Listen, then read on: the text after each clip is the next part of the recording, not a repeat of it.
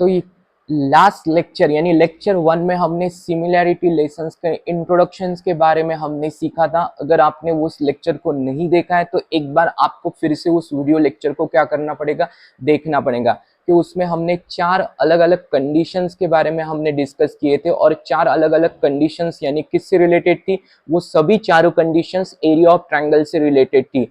तो area of triangles का ratio practice set 1.1 में हमें क्या करना पड़ता है, कैलकुलेट करना पड़ता है, यानी A1/A2 का रेशियो फाइंड आउट करना पड़ता है। तो क्विकली अगर आपने वो नहीं देखा है तो उस वीडियो को आप जाकर देख लीजिए और क्विकली उस चारों कंडीशंस को हम यहाँ पर क्या करने वाले हैं, रिवाइज करने वाले हैं। तो यहाँ पर हमें 4 जो कंडीशंस आपकी स्क्रीन के ऊपर आपको दिखाई दे रही है, तो अगर दो ट्रायंगल्स है, दोनों ट्रायंगल्स की हाइट अगर इक्वल हो रहती है तो उसका आंसर आएगा A1/A2 इज इक्वल टू कितना आएगा, B1/B2। अगर दो ट्रायंगल्स है उन दोनों के बेस इक्वल है तो फिर उसका रेशियो रहेगा वो कितना आएगा, A1/A2 इज इक्वल टू कितना आएगा, H1/A2। अगर दोनों भी ट्रायंगल्स के बेस और हाइट दोनों भी कैसी है, इक्वल है, तो वहां पर उसका जो रेशियो रहेगा वो रेशियो कितना आएगा, 1:1। अगर दोनों ट्रायंगल्स के बेस और हाइट, यहाँ पर बेस और हाइट दोनों भी डिफरेंट है तो उसको आपको क्या करना पड़ेगा, अलग से कैलकुलेट करना पड़ेगा। तो ये 4 इंपॉर्टेंट कंडीशंस थी, किससे रिलेटेड थी, एरिया ऑफ ट्रायंगल से रिलेटेड थी। और यहाँ पर चारों अलग अलग कंडीशंस को आपको ध्यान में रखना पड़ेगा। 4 अलग अलग कंडीशंस अगर ध्यान में रखते हो तो प्रैक्टिस सेट 1.1 आपके लिए काफी इजी होगी। प्रैक्टिस सेट 1.1 से रिलेटेड कभी कभी पेपर में, बोर्ड के एग्जाम्स में जो क्वेश्चंस पूछे जाते हैं वो 1 मार्क या 2 मार्क के लिए आते हैं, तो वो भी आपको ध्यान में उन चारों कंडीशंस को अगर आप ध्यान में रखते हो तो इजीली 1 और 2 मार्क्स के क्वेश्चंस आप सॉल्व कर सकते हो। हार्डली 2 या 3 स्टेप्स में उसका आंसर यहाँ पर आ जाता है। तो हम शुरू करते हैं, आज की जो हमारी प्रैक्टिस सेट 1.1 रहेगी उसको हम स्टार्ट करते हैं। तो जैसे कि मैंने आपके साथ पहले ऑलरेडी भी डिस्कस किया था कि जब भी, एक सेकेंड, हाँ, ऑलरेडी आपके साथ डिस्कस किया था कि टीचिंग मेथोडोलॉजीज में मैंने आपको कहा था कि जो कभी भी क्वेश्चंस रहते हैं उसको आपको क्या करना है, अच्छे से रीड करना है, अंडरस्टैंड करना है। जितना ज्यादा फोकस हमारा क्वेश्चन रीडिंग के ऊपर रहेगा उतना ही उस क्वेश्चंस को सॉल्व करने में हमें कम से कम एफर्ट लेने पड़ते। तो इसीलिए सबसे पहले एज ए स्टूडेंट्स आपको क्वेश्चन रीडिंग के ऊपर फोकस करना चाहिए और बाद में उसका आंसर फाइंड आउट करना चाहिए। चाहे कौन सा भी लेसन हो, सिमिलैरिटी हो, थ्योरम ऑफ पाइथागोरस थ्योरम हो, सर्कल हो, कोई भी लेसन हो और कौन सा भी टॉपिक हो, तो उससे सबसे पहले आपको क्वेश्चंस को आपको क्या करना है, अच्छे से रीड करना है। तो शुरू करते हैं हमारे फर्स्ट क्वेश्चंस को। यहाँ पर हमें base of the triangle is 9 and height is 5। ठीक है, यहाँ पर हमें कितना दिया है, बेस ऑफ द ट्रायंगल 9 है और हाइट कितनी है, 5। फिर बेस ऑफ अनदर ट्रायंगल यहाँ पर कितना दिया है, 10 और एंड हाइट यहाँ पर कितनी दी है, 6। यानी यहाँ पर दो ट्रायंगल्स दिए, दोनों भी ट्रायंगल्स की अगर बेस और हाइट कैसी है, डिफरेंट दी वाली है, क्योंकि यहाँ पर हमें क्लियरली पता चलता है पहले वाले ट्रायंगल्स की जो बेस है 9 है और हाइट कितनी है, 5। दूसरा वाला ट्रायंगल अगर देखा जाए तो उसकी बेस कितना है, 10 और हाइट कितनी है, 5। आपके साथ लास्ट लेक्चर में मैंने 4 कंडीशंस अलग अलग डिस्कस की थी हमारे इस स्लाइड्स में, ये वाले स्लाइड्स में। तो कौन से कंडीशंस में यहाँ पर ये क्वेश्चन फिट बैठता है, बेस और हाइट दोनों भी डिफरेंट है, तो यहाँ पर ये वाले फोर्थ कंडीशन में यहाँ पर फिट बैठता है। ठीक है, तो फोर्थ कंडीशन में क्या है, बेस और हाइट अगर डिफरेंट है तो हमें क्या करना पड़ेगा, एरिया ऑफ ट्रायंगल्स को अलग से हमें क्या करना पड़ेगा, कैलकुलेट करना पड़ेगा। ठीक है, तो यहाँ पर हम लिख लेते हैं, एक सेकेंड, हाँ, फर्स्ट ट्रायंगल का बेस और हाइट आ चुका है, सेकंड ट्रायंगल का बेस और हाइट यहाँ पर आ चुका है।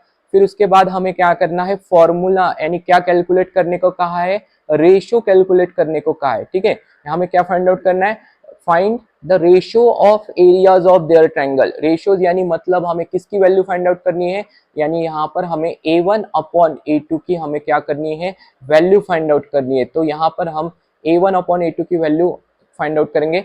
तो A1/A2 इज इक्वल टू कितना आएगा, एरिया ऑफ ट्रायंगल का फॉर्मूला फर्स्ट ट्रायंगल के लिए half into B1 into H1, यानी फर्स्ट ट्रायंगल का बेस B1 रहेगा, हाइट H1, सेकंड ट्रायंगल का जो बेस रहेगा B2 रहेगा और हाइट यहाँ पर कितनी रहेगी, H2। तो यहाँ पर क्या हो जाएगा, जो कांस्टेंट है यहाँ पर हाफ क्या है, कांस्टेंट है, तो ये हाफ और ये हाफ क्या हो जाएगा, कैंसिल हो जाएगा, सिर्फ खाली कितना रहेगा, बचेगा, यानी what will be the remain here, B1 and H1। और यहाँ पर डिनोमिनेटर में कितना आएगा B2 और H2। तो यहाँ पर हमने B1 की वैल्यू कितनी थी 9 और H1 की वैल्यू यहाँ पर कितनी थी 5, यहाँ पर पुटअप कर दी। B2 की वैल्यू यहाँ पर कितनी थी 10, यहाँ पर पुटअप कर दी। और H2 की वैल्यू यहाँ पर कितनी थी 6, अगर इस यहाँ पर पुटअप कर दी। पुटअप करने के बाद इसको हमें क्या करना है, कैंसिल करना है। 5 1 जा 5 और यहाँ पर कितना आएगा 5 2 जा यहाँ पर कितना आएगा 10। तो 6 और 9 ये दोनों भी कैंसिल हो जाएंगे। 6 और 9 कौन से टेबल में आते हैं, 3 के टेबल में आते हैं। तो यहाँ पर कितना आएगा 3 3 जा 9 और यहाँ पर कितना आएगा 3 2 जा 6। तो इन दोनों का अगर हम मल्टीप्लिकेशन करते हैं तो यहाँ पर 3 इंटू 1 किया तो 3 आएगा और 2 इंटू 2 किया तो यहाँ पर कितना आएगा 4। तो इसीलिए फर्स्ट क्वेश्चन का जो आंसर आएगा यहाँ पर कितना आएगा 3:4। तो therefore areas of this triangle यानी A1/A2 का आंसर हमारा कितना आ चुका है 3:4। तो काफी सिंपल सा एक क्वेश्चन था ये। आपने यहाँ पर देखा होगा कि दोनों भी ट्रायंगल्स के बेस और हाइट डिफरेंट है, तो इसीलिए फॉर्मूला कितना आया B1 into H1 upon B2 into H2, इसीलिए इसका आंसर कितना आएगा 3:4। अगर हम आपका मैथ्स अगर अच्छा है, अगर आप वेरी गुड स्टूडेंट्स हो तो आप इसका आंसर ओरली भी कैलकुलेट कर सकते हो। तो यहाँ पर 9 इंटू 5 अपॉन 10 इंटू 6 कीजिए, 3:4 आएगा। ठीक है, तो इस तरह से आप आंसर कैलकुलेट कर सकते हो।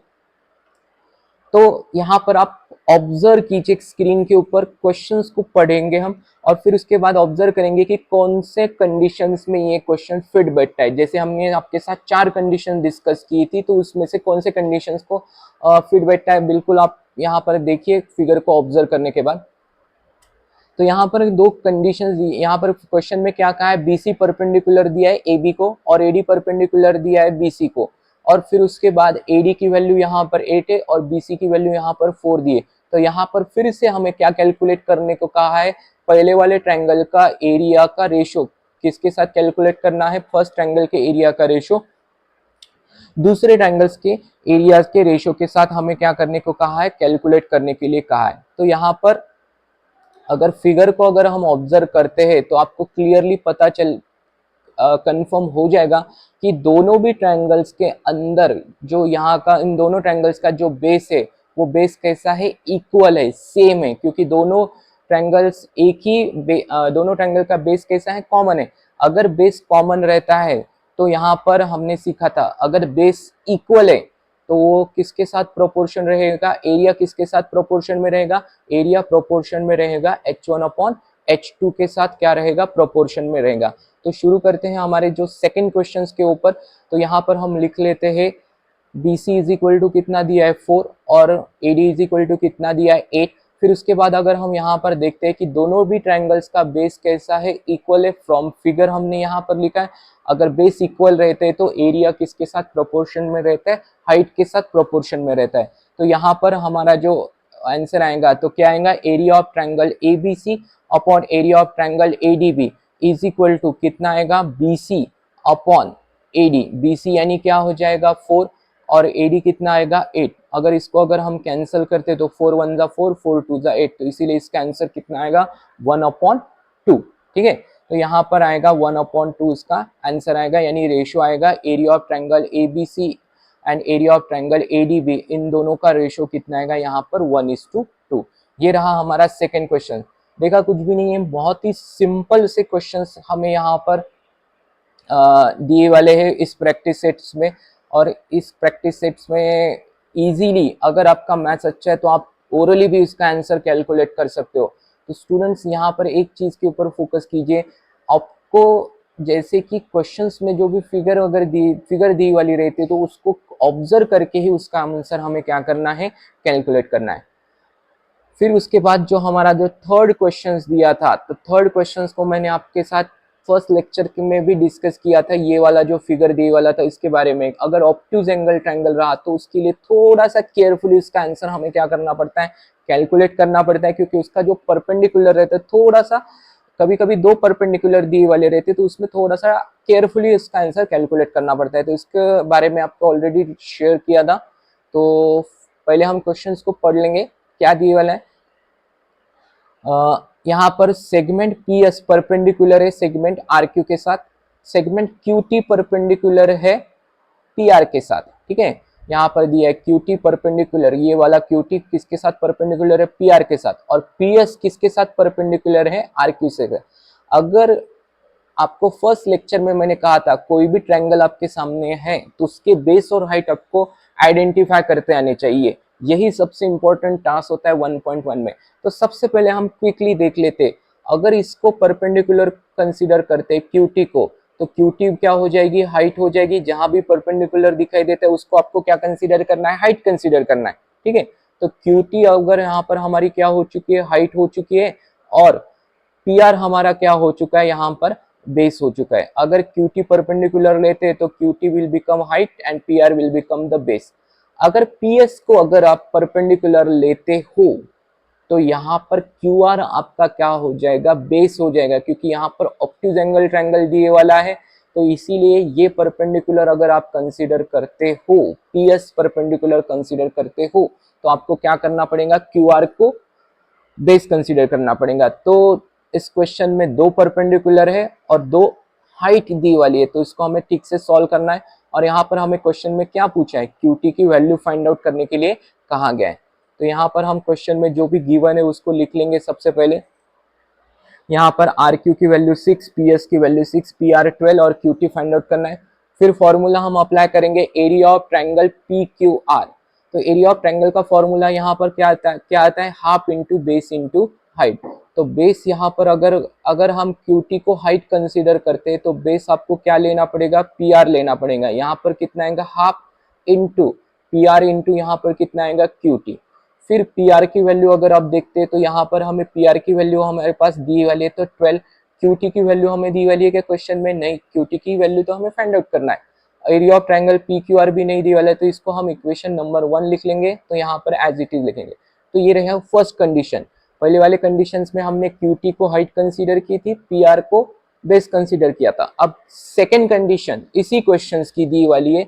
तो सेकेंड कंडीशन में उन्होंने क्या कहा है, पी एस को हमें परपेंडिकुलर कंसीडर करना है और क्यू आर को हमें क्या कंसीडर करना पड़ेगा, बेस कंसीडर करना है। ये आपकी रहेगी हाइट और ये आपकी रहेगी बेस। बेस और हाइट दोनों की वैल्यू आपके पास दी वाले, तो आप कंफर्म किसकी वैल्यू फाइंड आउट कर सकते हो, area of triangle P Q are की वैल्यू आप क्या कर सकते हो, फाइंड आउट कर सकते हो। तो यहाँ पर हम लिख लेते हैं। तो यहाँ पर आप देख सकते हो कि area of triangle P Q R is equal to कितना आएगा, half into base into height. तो अकॉर्डिंग टू सेकेंड कंडीशन, तो सेकेंड कंडीशन में हमने बेस किसको कंसीडर किया था, क्यू आर को कंसीडर किया था, और हाइट किसको कंसीडर की थी, पी एस को कंसीडर की थी। ठीक है, तो यहाँ पर क्यू आर इंटू कितना आएगा, पी एस, और फिर यहाँ पर आएगा हाफ इंटू 6 इंटू 6। ठीक है, तो क्यू आर की वैल्यू भी 6 दी वाली है, पी एस की वैल्यू भी यहाँ पर 6 दी वाली है। तो यहाँ पर इस क्या हो जाएगा, कैंसिल हो गया। 2 के टेबल में 6 कितने जाता है, 3 जा, तो 3 इंटू 6 अगर हम लिखते हैं तो area of triangle P Q are तो कितना आएगा, area of triangle P Q are यहाँ पर आएगा 18 स्क्वायर यूनिट। ठीक है, बहुत सारे स्टूडेंट्स बोलते हैं कि सर आपने यहाँ पर जो बेस है वो आर एस क्यों नहीं लिया, क्योंकि बेस को आर एस तो कंसिडर करना है, क्योंकि हमारा ट्रायंगल कहाँ पर खत्म हो रहा है, यहाँ पर ही खत्म हो रहा है ना। तो बेस हमको यहाँ पर क्यू आर कंसिडर करना पड़ेगा। और दूसरी बात, सेकंड इंपॉर्टेंट थिंग आपके लिए, चाहे बेस और हाइट अगर डिफरेंट क्यों ना हो तो एरिया उसका हमेशा कैसा रहने वाला है, कांस्टेंट ही रहना है। अगर बेस और हाइट यहाँ पे वैल्यू अलग है और बेस और हाइट की अगर वैल्यू यहाँ पर भी अलग है, तो फाइनली एरिया ऑफ ट्रायंगल्स तो क्या रहेगा, कांस्टेंट ही रहेगा, वो तो चेंज नहीं होगा। चाहे दोनों भी ट्रायंगल्स में दो परपेंडिकुलर है और दो अलग अलग बेस हो, तो एरिया हमेशा कांस्टेंट ही रहता है। इसीलिए हमने सेकंड कंडीशंस को अप्लाई करने के बाद हमें किसकी वैल्यू यहाँ पर मिल चुकी थी, पी आर की वैल्यू हमें यहाँ पर, area of triangle P Q are की वैल्यू यहाँ पर मिल चुकी थी। इसी वैल्यू को आपको क्या करना है, कंडीशन नंबर 1 में यहाँ पर आपको पुटअप करना है। तो अगर इक्वेशन नंबर 1 में अगर हम यहाँ पर पुटअप करते हैं तो area of triangle P Q R is equal to 18 square unit put up करना है इन इक्वेशन नंबर 1। तो यहाँ पर हम 18 लिख लिया, फिर उसके बाद half into P R into Q T लिख लिया। पी आर की वैल्यू एक बार हमने फिर से पुटअप की है 12, क्यू टी की वैल्यू हमें फाइंड आउट करना है। तो यहाँ पर 2 के टेबल में 12 कितने जाता है, 6 जाता है, तो यहाँ पर हमने 6 लिख लिया। तो यहाँ पर 6 इंटू क्यू टी आ चुका है, और ये जो 6 है यहाँ पर इधर मल्टीप्लीकेशन में, जैसे ही ये यहाँ से अगर साइड अपनी चेंज कर लेता है तो यहाँ आर एच एस से एल एच एस में जब अगर 6 चला जाता है तो वहाँ कहाँ पर आ जाएगा, डिवीजन में।